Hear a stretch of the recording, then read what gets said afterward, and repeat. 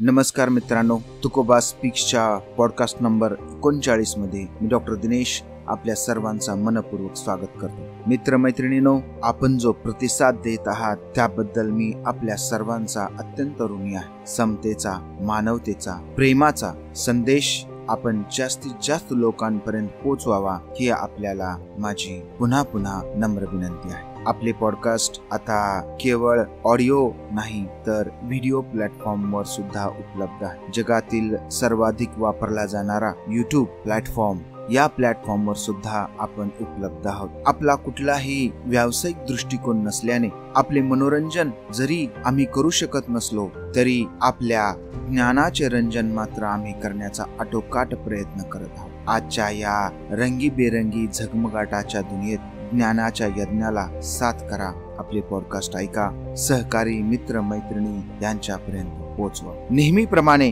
आठवड्यातील चालू घडामोडीशी संबंधित आजचे आपले पॉडकास्ट होणार आहे. येत्या 23 सप्टेंबरला श्री ज्ञानेश्वरी जयंती आहे आणि त्या जयंतीनिमित्तचा आपला आजचा जो विषय आहे तो विषय म्हणजे श्री ज्ञानेश्वरी जयंती. आपल्याला आश्चर्य वाटेल की जयंती ही एखाद्या व्यक्तीची असते. मग ही श्री ज्ञानेश्वरी जयंती संत ज्ञानेश्वर महाराजांची आहे काय, असा प्रश्न आपल्याला पडू शकतो. परंतु ही जयंती ही ज्ञानेश्वर महाराजांची नाही तर त्यांनी लिहिलेला महान ग्रंथ म्हणजे ज्ञानेश्वरी किंवा तिचंच दुसरं नाव भावार्थ दीपिका या ग्रंथाची जयंती आहे. ग्रंथाची लेखन सिद्धी झाल्यानंतर तो दिवस साजरा करणं आपण समजू शकतो. परंतु ज्ञानेश्वरी जयंती का साजरी केली जाते हे अद्यापही बऱ्याच लोकांपर्यंत पोहोचलेलं नाही. भाद्रपद वद्य षष्ठीला श्री ज्ञानेश्वरी जयंती साजरी केली जाते. संत ज्ञानेश्वरांनी भगवद्गीतेवर एक समश्लोकी टीका लिहिली आणि या टीकेची आपण काय करतो, जयंती साजरी.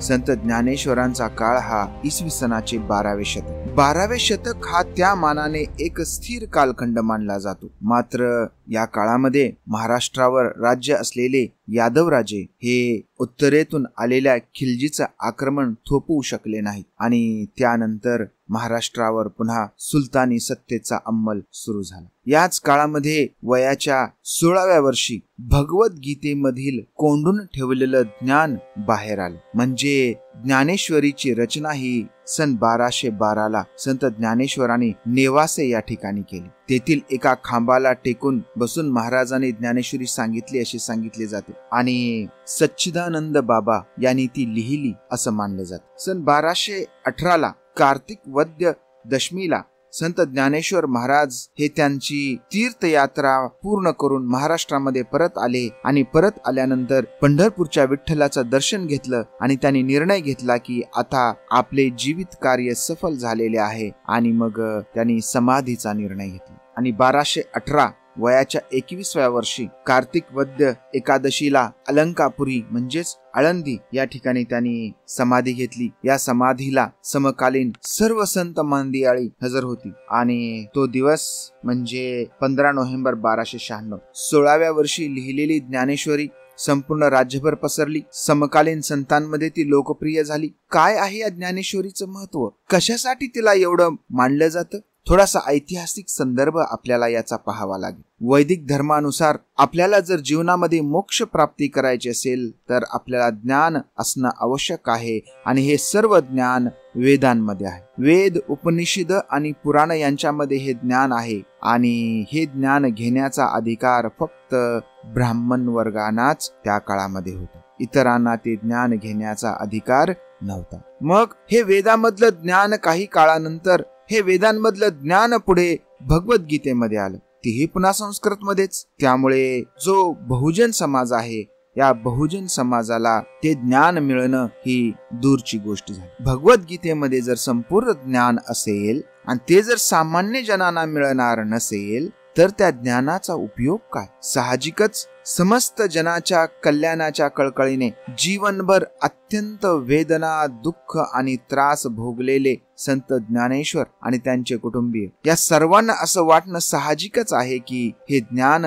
जे कोंडून ठेवलेलं आहे, हे कोंडून ठेवलेलं ज्ञान सामान्य माणसापर्यंत पोचलं पाहिजे आणि त्याच उद्देशानं ज्ञानेश्वरीची रचना महाराजांनी केली आणि जे वेदांमध्ये कोंडून ठेवलेलं ज्ञान आहे, हे ज्ञान सामान्य माणसासाठी त्यांनी खुलं केलं. आता हे ज्ञान खुलं केलं याबद्दल महाराज लिहितात की कुळ याती वर्ण अवघेची अकारण येते भक्ती पूर्ण सरे जाती या प्रमाण. कुळ जाती वर्ण हे सर्व कसं आहे, अकारण आहे आणि महत्वाची काय आहे तर भक्ती आहे. सर्वांनी हे ज्ञान घ्या आणि या ज्ञानातून मिळणाऱ्या मोक्षाची प्राप्ती करा असा संदेश महाराजांनी दिला. महाराज म्हणतात की क्षत्रिय वैश्य स्त्रिया शूद्र अंत्ययाजी या जाती तवची वेगळी लिया भवन पवती माते. क्षत्रिय वैश्य स्त्रिया शूद्र अंत्यज या सर्वांना जरी जाती पंथ तुमचे वेगवेगळे असले तरीही ज्याप्रमाणे माता तुमच्यामध्ये काही भेदभाव करत नाही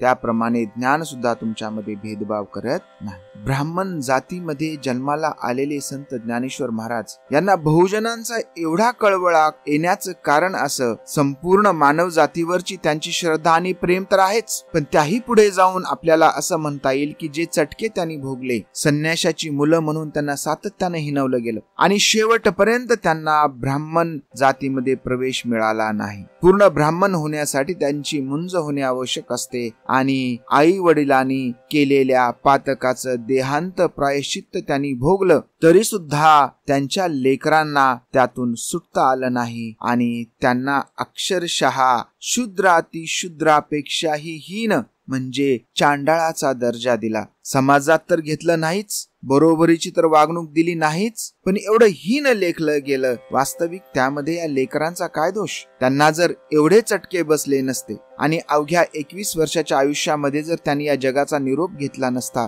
नामदेवांप्रमाणे 80-90 वर्षाचं आयुष्य जर त्यांना लाभलं असतं तर किती मोठी ग्रंथसंपदा आणि किती मोठं वैभव ह्या महाराष्ट्राच्या भूमीमध्ये त्यांनी निर्माण केलं असतं याची कल्पना केली तरी मन असं भरून येत. परिस्थितीचे चटके खाऊन ब्राह्मण जातीत जन्माला आलेले ज्ञानेश्वर बहुजन होऊन गेले आणि बहुजनाच्या कल्याणासाठी त्यांनी या ज्ञानेश्वरी ग्रंथाची रचना केली. या ग्रंथाची रचना त्यांनी केली, मात्र त्यांच्या मृत्यूनंतर अवघ्या 5-6 वर्षामध्ये संपूर्ण राज्यभर बेबंदशाही मातली. ज्ञानेश्वरीमध्ये लोकांनी आपले स्वतःचे शब्द अभंग घुसडले आणि त्याचा स्वार्थासाठी वापर सुरू झाला. त्यामध्ये तंत्र मंत्र असं काहीही घुसडून लोकांनी ते जे ज्ञानेश्वरीचं ज्ञान आहे ते ज्ञान कलुषित करून टाकले. वेगळीच ज्ञानेश्वरी जगासमोर आली आणि मग पुन्हा ज्ञानेश्वरी तिच्या मूळ रूपामध्ये येण्यासाठी 200-300 वर्षाचा साधारणपणे काळ जावा लागला आणि तो काळ गेला आणि आणखी एका विभूतीचं या पृथ्वी तलावर या महाराष्ट्राच्या भूमीमध्ये आगमन झालं. ते म्हणजे संत एकनाथ महाराज. आणि या संत एकनाथ महाराजांनी ज्ञानेश्वरीची चिकित्सा केली, तिची एक शुद्ध प्रत तयार केली.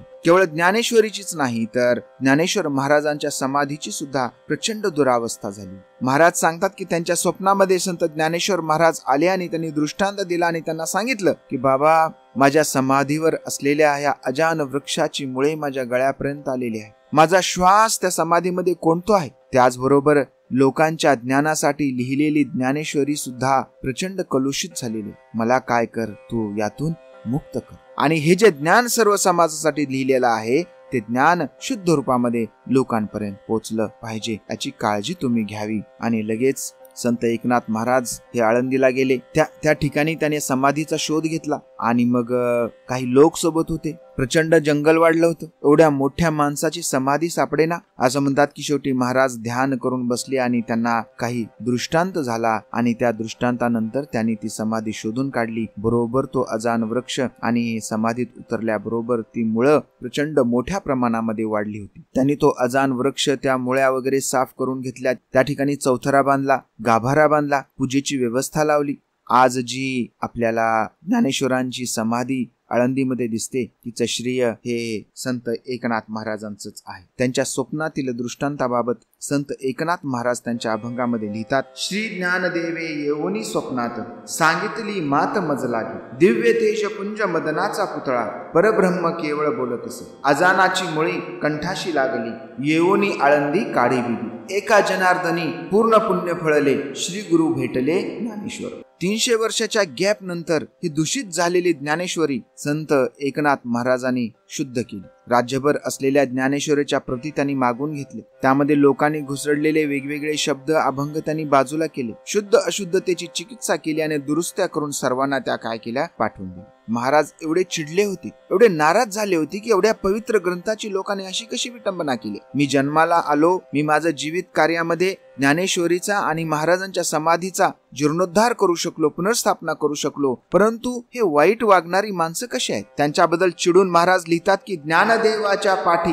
जो ओवी लिहिल मराठी, तेने अमृताचे ताठी जान नरोटी ठेवली. ज्ञानेश्वरानंतर जर कुणी पुन्हा जर त्या ज्ञानेश्वरीमध्ये ओव्या घुसडण्याचा प्रयत्न केला तर त्याच्यासारखा करंटा तोच असेल. अशा पद्धतीनं महाराजांनी ज्ञानेश्वरीची चिकित्सा करून पुन्हा ज्ञानेश्वरीची पुनर्स्थापना केली आणि तो दिवस आपण ज्ञानेश्वरीची जयंती म्हणून साजरा करतो. आपल्याला या ठिकाणी एका गोष्टीमध्ये सुधारणा करावी लागेल, किंवा आपल्या मनामध्ये जर गैरसमज असेल की ज्ञानेश्वरी लिहिलेला दिवस आपण ज्ञानेश्वरी जयंती म्हणून साजरा करतो, असं नाही. तर ज्ञानेश्वरीची पुनर्स्थापना केल्यानंतरचा दिवस म्हणून आपण काय करतो की ज्ञानेश्वरी जयंती म्हणून साजरा करतो. महाराजांनी ज्ञानेश्वरीची चिकित्सा केल्यानंतर या लिखित कार्याबद्दलचा त्यांचा अनुभव आणि त्यांचं काम याबद्दल ज्ञानेश्वरीच्या शेवटी एक अभंग लिहिलेला आहे किंवा काही ओव्या लिहिल्या आहेत. काय म्हणतात महाराज पाहूया. श्री शके 1576 तारण नाम संवत्सरी, एका जनार्दने अत्यादरी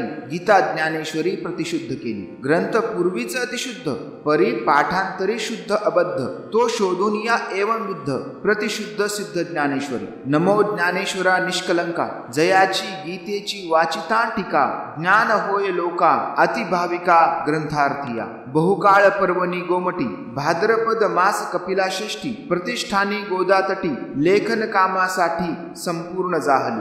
ज्ञानेश्वरी पाठी जो ओवी करील मराठी, तेने अमृताचे ताटी जान नरोटी ठेवली. महाराज सांगतात की शके 1576 म्हणजे 1576 तारण नाम संवत्सरी एका जनार्दने अत्यादरी गीता ज्ञानेश्वरी प्रतिशुद्ध केली. या तारखेला आम्ही काय केली, ज्ञानेश्वरीची प्रत शुद्ध केली. ग्रंथ पूर्वीचा अतिशुद्ध, ग्रंथ अगोदरच अतिशय शुद्ध होता. परिपाठांतरी शुद्ध अबद्ध, पाठांतर करताना लोकांकडून त्यामध्ये शब्दांची मिसळमिसळ झाली आणि तो राहण्याच्या ऐवजी अशुद्ध झाला. आणि मग तो शोधून या एवविध प्रतिशुद्ध सिद्ध ज्ञानेश्वरी, आणि तर त्या अशुद्ध शोधून ज्ञानेश्वरीची जी प्रत आहे ती काय केली, सिद्ध केली. म्हणून हे ज्ञानेश्वरा निष्कलंका तुम्हाला नमन असो. आणि तुमच्या गीतेची जेव्हा आम्ही टीका वाचतो तेव्हा लोकांना ज्ञान होय आणि अतिभाविका ग्रंथार्थिया, जे भाविक आहेत, जे ग्रंथार्थी आहेत, जे वाचक आहेत, त्यांना हे ज्ञान तुमच्यामुळे मिळत आहे. आणि हे जे काम आहे बहुकाळ पर्वणी गोमटी, भाद्रपद मास कपिला षष्ठी, प्रतिष्ठानी गोदातटी, लेखन कामासाठी संपूर्ण झाली.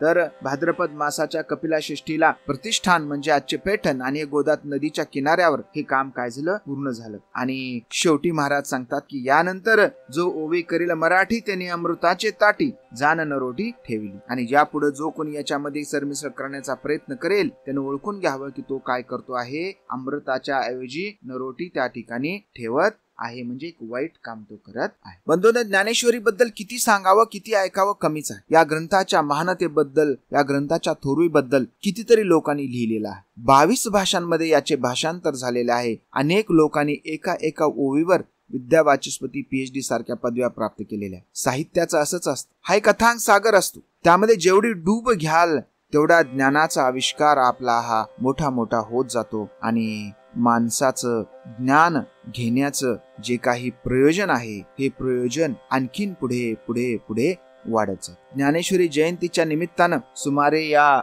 ज्या काही 9000 ओव्या आहेत, मूळ गीतेतल्या 700 श्लोकांवर ही जी लिहिलेली टीका आहे, ह्या टीकेचा अभ्यास किंवा याची चर्चा ही एखाद्या पॉडकास्टमध्ये संभवत नाही. तर संपूर्ण ज्ञानेश्वरीचं जे सार आहे ते सार असणारा शेवटच्या अध्यायातला शेवटचा भाग म्हणजे पसायदान. आणि आजच्या पॉडकास्टमध्ये आपण पसायदानाची थोडक्यात चर्चा करणार आहोत आणि याद्वारेच आपण श्री ज्ञानेश्वरीला वंदन करणार आहोत. ज्ञानेश्वरी लेखन शैलीबद्दल थोडक्यात सांगायचं तर साधारणपणे एका ओवीमध्ये 4 ओळी आहेत किंवा त्याला आपण 4 ओळीचा एक श्लोकही म्हणू शकतो. प्रत्येक ओळीमध्ये 3 ते 13 अक्षर आहेत आणि पहिल्या 3 ओळीला यमक आहे आणि चौथी ओळ मात्र यमकामध्ये नाही. याला आपण पद्यही म्हणू शकतो किंवा लयबद्ध गद्य असंही म्हणू शकतो. याचं वैशिष्ट्य असं की लेखन कार्याला सोपं, समजण्यासाठी सुद्धा सोपं. त्यामुळे सामान्य जनमानसाला ही लेखनाची पद्धत ही आवडली आणि पुढे लोकप्रिय झाली. आणि हीच पद्धत पुढे उत्तरेकडचा जो भक्ती संप्रदाय आहे, या भक्ती संप्रदायामध्ये सुद्धा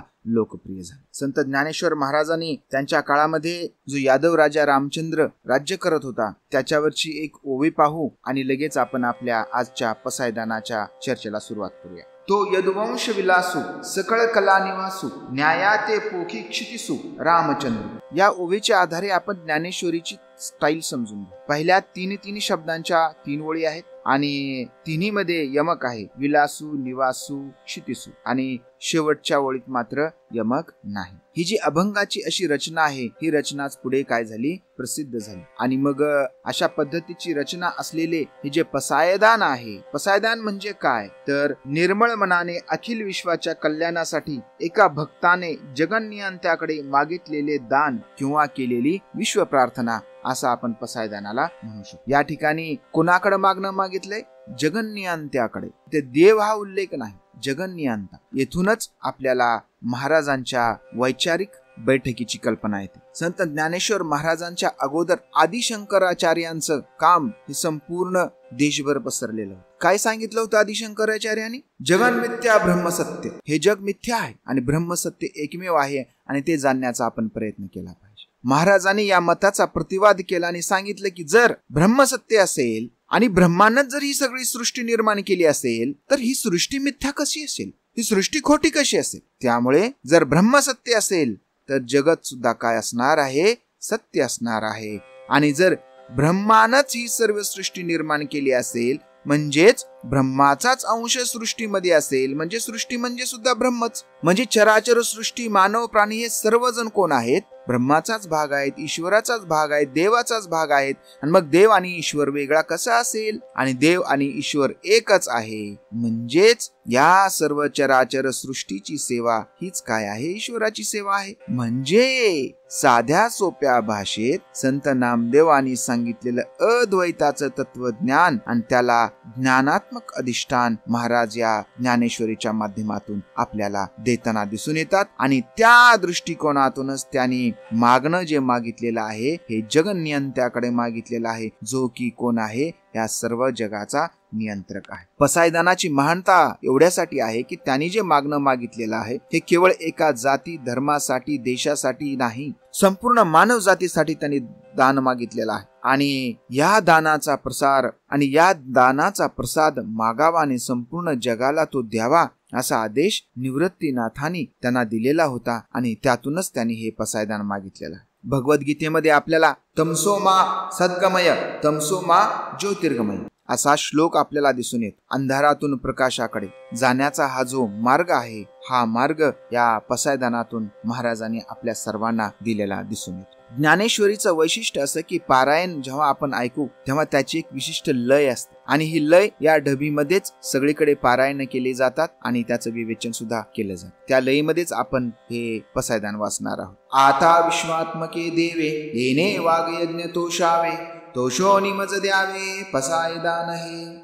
जे खळांची व्यंकटी सांडो तया सत्कर्मी रती वाढो भूता परस्परे पडो मैत्र जीवांचे दुरितांचे तिमिर जाओ विश्व स्वधर्म सूर्य पाहो जो जे वांचिल तो ते लाहो प्राणी जात वर्षत सकळ मंगळी ईश्वर निष्ठांची मांदियाळी अनवरत भूमंडळी भेटतू भूता चला कल्पतरूंचे आरव चेतना चिंतामणीचे गाव बोलते जे अर्णव पियुषांचे चंद्रमे जे अलांछन मार्तंड जे तापहीन ते सर्वाही सदा सज्जन सोयरे होतू किंबहुना सर्व सुखी पूर्ण हो नितीही लोकी भजिजो आदि पुरुखी अखंडित आणि ग्रंथोपजीविये विशेषी लोकीये दृष्टादृष्ट विजय हो आवेची एथ म्हणे श्री विश्वेश्वराहो हा होईल दान पसाओ येणे वरे ज्ञान देव सुखिया झाला.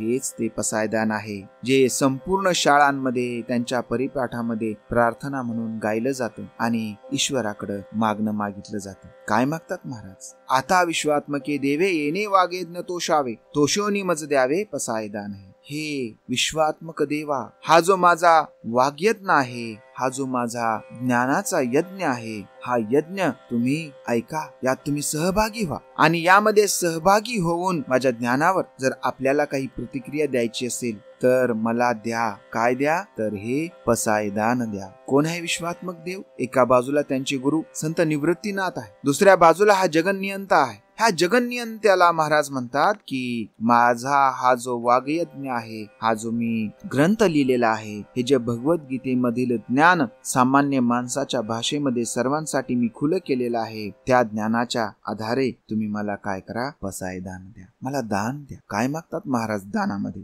जे खळांची व्यंकटी सांडो, तया सत्कर्मी रती वाढो, भूता परस्परे पडो मैत्र जीवांची. जे खळांची व्यंकटी सांडो, खळ म्हणजे वाईट प्रवृत्तीचे लोक, त्यांची व्यंकटी सांडो, त्यांचा व्यंकटी म्हणजे वाकडा, व्यंकटी म्हणजे व्यंकटी सांडो म्हणजे त्यांचा वाकडेपणा सांडो, म्हणजे जे खळ आहेत, जे वाईट आहेत, त्यांचा वाईटपणा जाओ आणि त्यांचा वाईटपणा जाऊन त्यांच्या सत्कर्मामध्ये त्यांची रती म्हणजे गती, चांगल्या कामाची त्यांची गती वाढो. आणि अशा प्रकारे हे जे भूत सर्व आहेत, हे जे सजीव आहेत, हे जे प्राणी वनस्पती सर्वजण आहेत, या सर्वांमध्ये काय घडावं? तर मैत्र घडावे. हे सर्व जीव एकमेकाशी मैत्रीपूर्ण वागावे. बघा महाराज असं म्हणत नाहीत की मी वाईटांचा नाश करणार आहे. भगवद्गीतेमध्ये श्रीकृष्ण सांगतात की यदा यदा धर्मस्य ग्लानिर्भवति भारत तदात्मानं सृजाम्यहं संभवामि युगे युगे. श्रीकृष्ण सांगतात की जेव्हा जेव्हा या पृथ्वी तलावर वाईटाचा, अन्यायाचा प्रभाव वाढेल, तेव्हा तेव्हा मी जन्म घेऊन त्यांचं निर्दालन करेन, त्यांना नष्ट करेन. पण महाराज त्यांच्याही पुढे जाऊन सांगतात की मी वाईटांना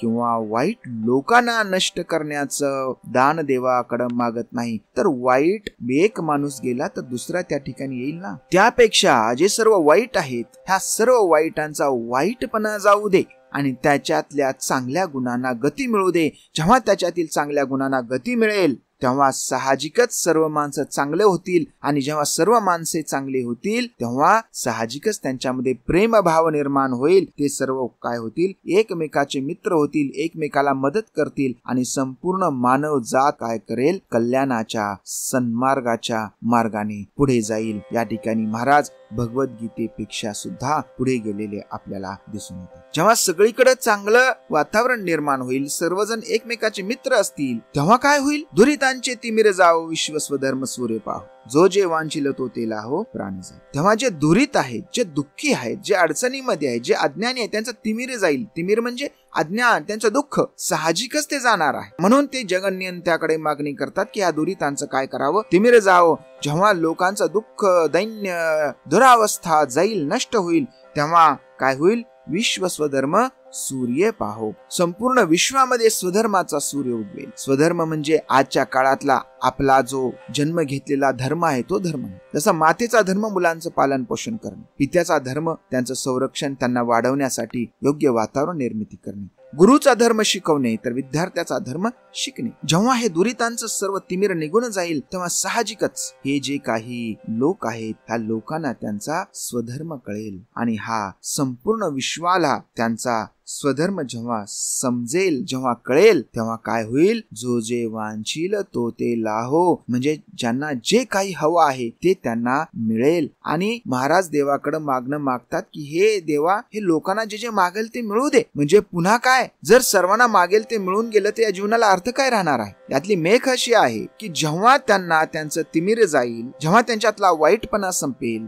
तेव्हा त्यांची मागणी तरी काय असणार आहे? आता काय मागावं देवा? सर्व काही मी घेऊन मिळून पावलो, सर्व काही मी घेऊन पावलं, आता काय देणार आहे देव मला? किंवा हा जगन्यंत आता मला काय देणार आहे? मला कशाचीच आवश्यकता नाही. कारण सर्वजण जर चांगली माणसं असतील, सर्वजण एकमेकाचे मित्र असतील, तर मागण्याची, देण्याची काही आवश्यकताच उरणार नाही. अशा पद्धतीच्या विश्वाची कल्पना महाराज या ठिकाणी करतात आणि जगन्यंत्याकडे त्यांची ही मागणी करतात की या दुरितांचं तिमिर जाओ आणि विश्व स्वधर्म सूर्य पाहो, आणि त्यामुळे काय होईल? जो जे वांछील तो ते लाहो प्राणी जात. फक्त मनुष्य नाही, सर्व प्राण्यांना त्यांना जे जे हवं आहे ते त्यांना काय होईल? मिळत जाईल. अशा पद्धतीची एक समाजाची नवीन व्यवस्था निर्माण होईल, जेथे कसल्याही प्रकारचं दुःख असणार नाही. बायबलमध्ये सुद्धा जेव्हा ईडन आणि ईडन गार्डनच्या मध्ये प्रवेश करते झाले, तेव्हाही दैन्य, दुःख, भूक अशी कुठलीही त्यांना इच्छा, आकांक्षा नव्हती असं सांगितलं जातं. अप्रत्यक्षपणे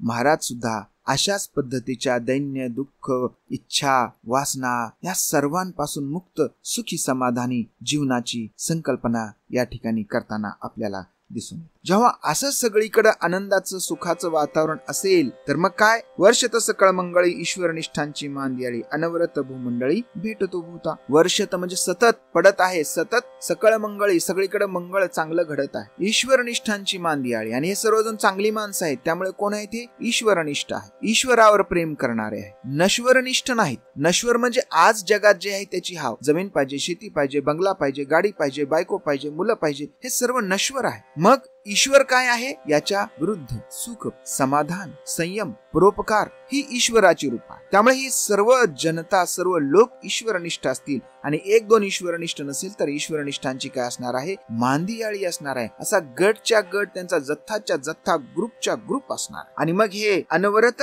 भूमंडळी भेटतू भूता. अनवरत म्हणजे सतत, सतत अशीच माणसं तुम्हाला या पृथ्वी तलावर भेटणार आहेत, आणि त्यामुळे काय होणार आहे, संपूर्ण भूतमात्रांचं कल्याण होणार.